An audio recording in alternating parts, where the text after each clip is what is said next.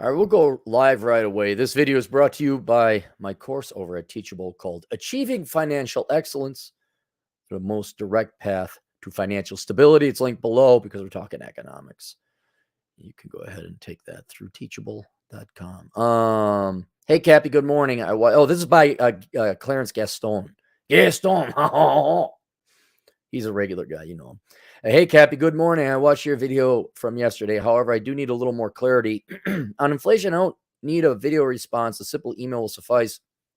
To put it as bluntly as possible, what is the time frame on the continuation of this inflation? Because I was in the process of making some life-changing decisions. If you think the prices will never go back down, then I have to accept the fact this is our new reality and continue to move forward. Let me know the price. I'll gladly pay for it. Thanks. Well, I decided I charged them very little. And I also, I said, no, we're going to make it a video because this is important. Because if my audience doesn't really kind of understand inflation, I think we should have kind of a basic 101 on inflation, in particular what's happening with inflation. Now, the inflation is never going away. Inflation is forever. Inflation is permanent, unless for some obscure reason, which I don't think has ever happened in the history of the world, we lower the money supply. And so let me we'll do a very ground up understanding of how inflation works. And once you understand it, and it's simple, it's very simple, not even mathematical. It's more like a teeter totter, like, oh, we push down here, that goes up. Yeah. Oh, okay. I see it. So for once, kind of forget everything you were told in your high school or college economics classes because they overcomplicate it. All right. Money has no value. Okay, we all understand that. You can't eat the paper, you can't eat the coin, right? There's nothing, I mean, you could burn it or something, but it has no value. It is a tool to have us exchange goods and services, to turn our labor, our commodity of time, into a transactable currency that, so if I want to buy a burger, I don't have to find someone who is making burgers, but also wants consulting services. I consult for whoever wants it. They give me money. I now take that money. I buy myself a burger. All right. So the money is a tool. It is not the end goal. The end goal is the stuff. It's the stuff we produce. And the Wealth of Nations, which was the title of a book by Adam Smith, the reason you call it the Wealth of Nations is not because of the amount of money you printed off. That was the case in Zimbabwe and the Weimar Republic of Venezuela would be really good right now. It is how much stuff or also services, like accounting services, thing like that, surgery, that your economy can provide. The money is just allowing us to transact and essentially barter between all the different people who produce all the stuff. So since you only need a certain amount of money, there only has to be enough volume of money that we all have enough dollars and cents where it's like you need divisible currency so that you can buy very, very cheap items and then you can have higher denominated bills. So you can buy very expensive items, but it's just a tool. Now, if you print off a lot of money, that does not increase the number of factories you have. It does not increase the number of workers you got. And it certainly doesn't magically poof overnight, turn all the liberal arts majors into truck drivers. The productive capacity of your economy at that moment in time is pretty much fixed. And so when you print off money, and I love the Austrian economists philosophy school, the Austrian School of Economics. I love their definition of inflation, printing off money, because that's what it is. It's not an opinion. It's fact. Did you print off more money? You did? Did we print off 10% more money? We did, but our economy didn't produce any more stuff. Well, guess what? Over time, we're going to get into that later. Over time, expect 10% increase in prices because there's 10% more dollars floating around in the economy. So from that perspective, anytime you print off money, here's a little caveat, beyond the increase in production in your economy, that's inflation. So we printed off 4 times the amount of money in the past 2 years. And surprise, surprise, prices go up. Now, until you pull that money out of the economy, or you wait for production to increase 4 times. So now we're back, that you have deflation essentially, that the prices go back to normal. If you keep increasing the money supply or that production never catches up to the amount of money you produce, you will always have a permanent price increase. That's why it's permanent. So a really good way to look at it is you got some Wapatuli. I don't know if you all had Wapatuli. That was just where you go to a party and everyone brings a bottle of booze and you dump it all in. So you'd have vodka and whiskey and tequila and whatever else. You dump it in a big punch bowl. You add some whatever fizzy water and some fruit and all that. It was called Wapatuli. All right, so you got Wapatuli and it's really potent, right? Let's say it's 50% alcohol. It's practically straight liquor, right? Well, what happens if you pour a whole bunch of Sprite in there? Well, you're diluting it. It's not as pungent. So now it's only 40%. You dump a whole other bottle of Sprite in there. Now it's only 30%. Can you take the Sprite out?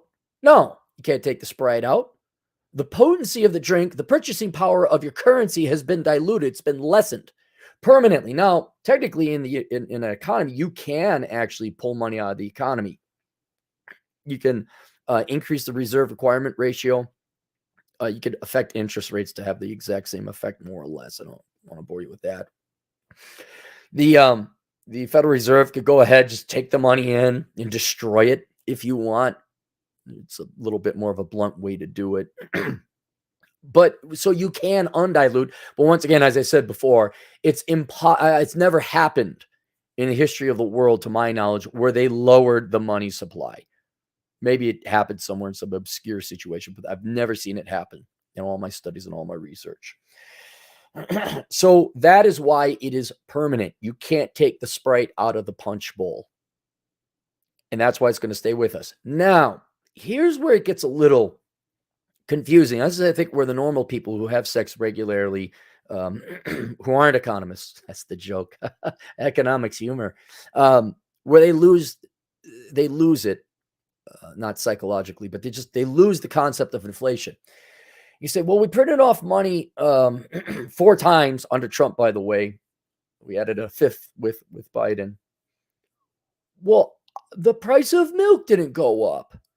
And the price of gas didn't go up. And this didn't go, and that didn't go up. I don't see things going up 4 times. Well, right, because the U.S. economy, certainly the U.S. economy, largest economy in the world,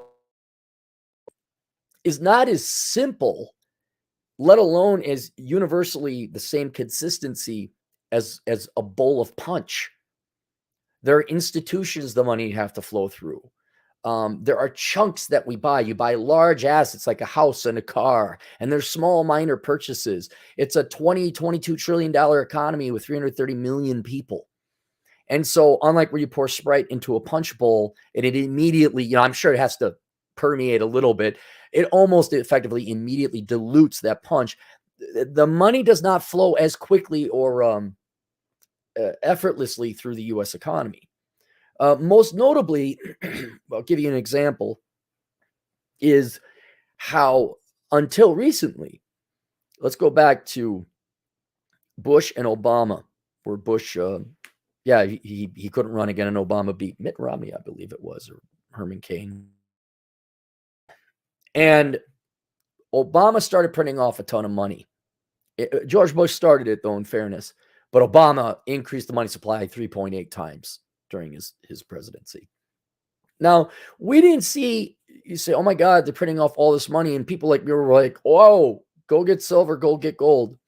But the inflation rate never really increased. People are like, it's only going up 1.5%, 2%, maybe 3%. Ha ha ha! You just racist. You just hate Obama. I'm like, no.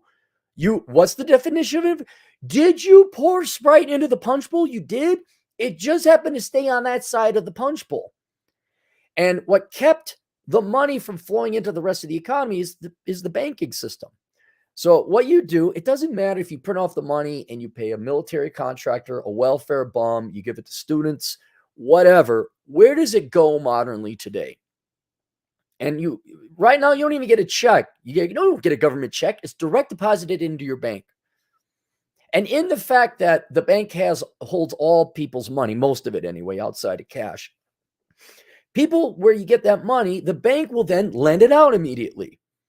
At the time, I think it was 88% would lend out, depends on the reserve requirement ratio. Now, I don't believe there's a reserve requirement ratio because we're so desperate to get the economy going again. But banks would lend the majority of that money out. So it doesn't matter where the money's coming from or who you give the money to. You print off $8 trillion of money, it ends up in millions of other people's bank accounts. So now the banks have $8 trillion extra money to do what? Lend out. What do banks lend out their money on? Things you can't afford, you can't pay cash for. You can't afford with cash.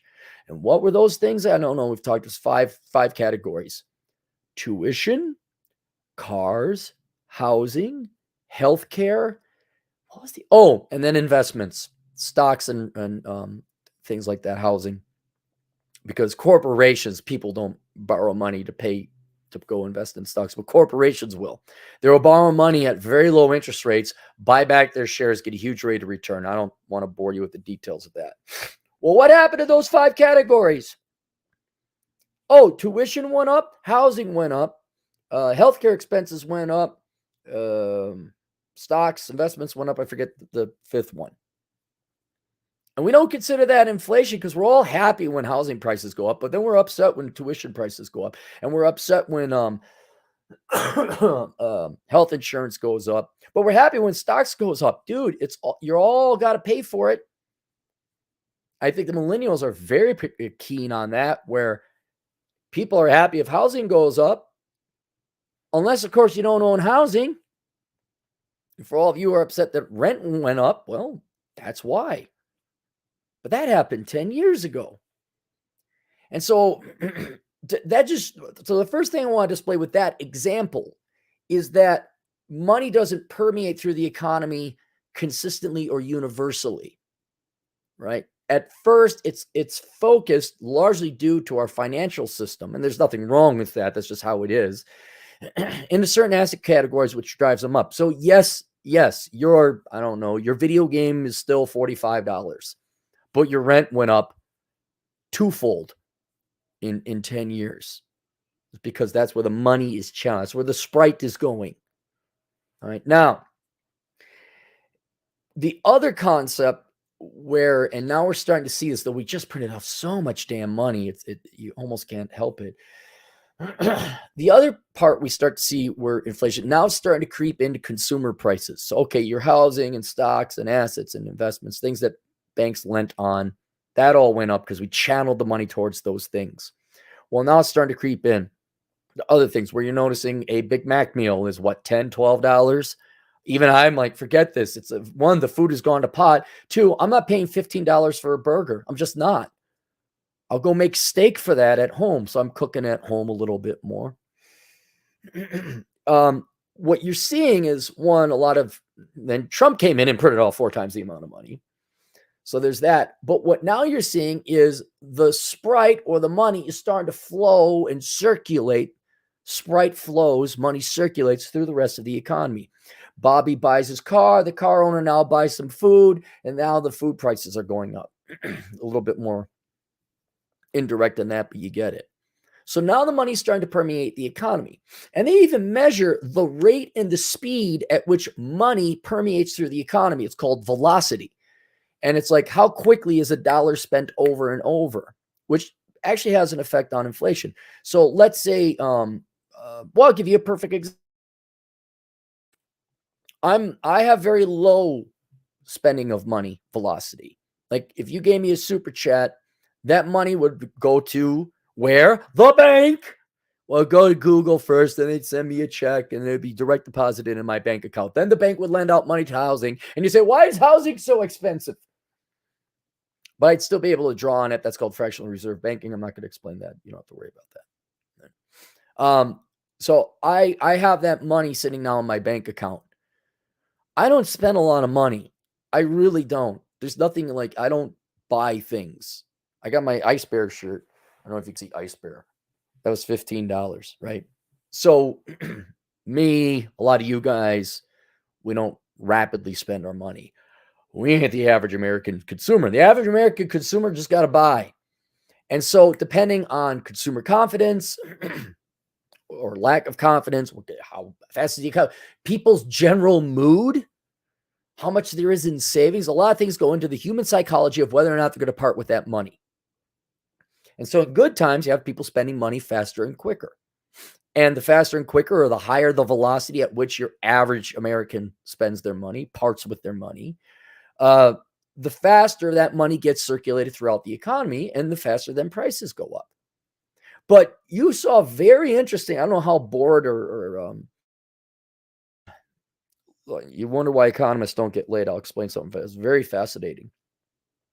During the financial crisis or the housing crisis, Obama was printing off a ton of money, but none of it was making it into the economy because people, that was the last no bleep recession we had, where people were afraid to spend their money and people were holding on. So the savings rate shot up and the velocity of money just takes. So you can look this up. If you look at the velocity of money, search velocity of money, FRED database, FRED, that's the Federal Reserve database, and just do an image search, and you'll see in like 2007, 2008, the velocity just tanks. So we had the ironic situation where we dumped a whole bunch of Sprite into the punch bowl, but it just stayed there.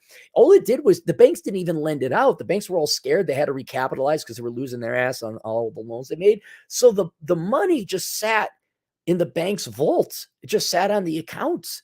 They didn't lend it out. It just stayed there. So it's a very interesting where the money supply jumps, but there is no inflation because it never made it into the economy. So that you could, the charts go like that. It was very interesting. Now, inevitably confidence came back. Housing prices went back up again. Banks started lending out, and then housing prices are now unaffordable once again for all you new young kids that just want to vote for more free money. But that's an example of how, and the speed at which money circulates through the economy is not consistent. And you could print off all the money in the world. If banks ain't lending it out, it ain't making it. And then did we have, now that's more for international reasons, but remember when gas was below $1 a gallon? You know, things were kind of cheap. I remember hotels and car rentals being dirt cheap. Oh, the recession was great for me. Oh, I traveled my heart out. It was wonderful. Well, now what's it cost to rent a car? What's it cost to buy a car? Huh? Everyone's switching to Turo now because it's a lot cheaper. Anyway, so now we're starting to see it permeate. Now it's really starting to hurt middle class, lower middle income, and poor people. I mean, it's hurting everybody. But yeah, you're yay, all the past 3 presidents we've had printing off that money because that was going to help the poor people, right? Printing off that money is going to help you all, right? How's it helping you now? I don't care. You guys were happy. Someone explained it best. He says, it's like you're in your sleeping bag and you're freezing to death, so you decide to pee in it. This is talking about printing off money to solve your problem. It's like it's warm at first, but inevitably it just makes you even colder and you stink on top of it and you're miserable. And that's what printing off money does. Just take your lumps, man. Just take your lumps. How do I get out of debt? Work another job. Whoa, wait a minute. I think I'll just kick the can down the road and have interest destroy my finances. Okay, have fun. So anyway, that's how those two things is where we force money into certain sectors of the economy to drive up prices may not translate into what you see in the CPI. And the concept of velocity, how quickly and where the money permeates throughout the economy, takes a little bit of time. Now, over time, going back to that simple formula, that simple reality, printing off money is inflation. That money now is permanently in the economy. And unless you pull it out of the economy, you take the Sprite out of the punch bowl, your currency will no longer have the purchasing power it once did.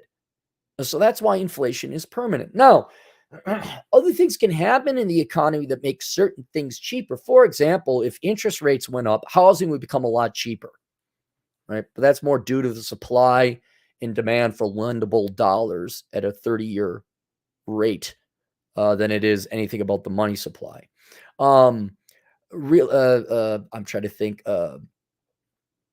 They open up a palladium mine, and I don't know. They need more iron, and the price of iron or commodities shoot up because there was a big industrial boom. Probably you could see that with the Bakken oil field. There's probably a big jump in commodity prices from 2013 to 2015. But outside those singular individual things that really have nothing to do with the supply of money, the money is permanently there. And so you can have prices go up and down for different singular things, but on a grand macroeconomic aggregate scale, you will see overall prices increase. And they will not come down until two things happen. We produce more stuff with the same, we don't print off anymore. We say, all right, that's it. We print off enough more money. We're not printing off anymore. And we produce more stuff. Then prices would slowly go down as we produce 3 to 4% a year more than what we did the year before, general economic growth. Or for whatever reason, the Federal Reserve just takes money out of the U.S. Economy. That would also cause prices to go down. But since that's unlikely to happen, inflation is permanent. Inflation is forever. And this is why I know it's boring stuff, guys. I know you want, how do I get the girls tiggle bitties? That's why I got the class link below. You got to get your finances together. And in the olden times, when the government more or less was a good steward of the currency and the money supply, you could just save money in a retirement fund, you get your pension. It was a lot simpler. Now you unfortunately have to educate yourself about finance. Like, I got to hedge against inflation. I got to not only invest, but kind of understand crypto. I got to worry about buying property overseas. You got to do all this stuff just to hedge, just to insure yourself against like inflation. And, you could get bachelor pad economics. I mean, there's other people out there. There's, what's the guy Modern Life Dating likes? Crypto Bob, Crypto Phil, Crypto something. What's his name? Kerry Lutz has been talking about precious metals for a long time. Peter Schiff. All right. So now that we all understand inflation, kind of do you see, oh crap, I got to buy assets. Like, there's a lot I feel really bad for the younger millennials, because the old millennials who bought a house in like 2008, 2009, they're sitting on a gold mine. Anyone who owns a house or a significant amount of stocks are naturally hedged against inflation. They're not making money, but they're keeping up with the increase in prices. If you didn't own homes, if you didn't own stock, yeah, I'm sorry, guys, you're priced out. And this, again, this is why it's vitally important you get good skills. Here's another way to hedge against inflation. Are you a dentist? Inflation went up 30%. Guess what? I guess fillings go up 30% because you're a mechanic. You're an accountant. You're a CPA. So that, this is serious stuff we're talking about here. But anyway, so there, I hope that kind of explained inflation for everybody. Link to my class, Achieving Financial Excellence, link down below. Please consider taking it. It's $99. Yes, it's worth, I can't guarantee, but I almost want to guarantee you'll make at least 10 times your money back on that. It will really provide a lot of philosophy about wealth, inflation, what's important, things like that. And that's about it. And then if you guys want, take a look at Bachelor Pad Economics. That's a good book too, to learn about general economics and investing. Purple Mayo, $10, Beating Inflation, Cloud Engineer soon, CCNA, April, AWS in fall, making my 2 homes rental properties, selling my car. Whoa, why are you selling your car? Oh, moving to the Philippines, investing in blue chip stocks. There you go. Heard nothing but good things about the Philippines. Oh, you going to get a motorcycle in the Philippines? Be a shame if you gave up that hobby.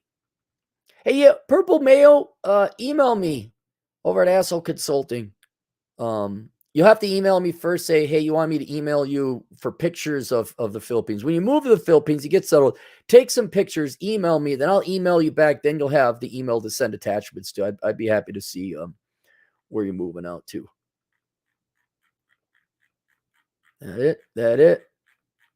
That's it. All right. See you guys later. Toodles.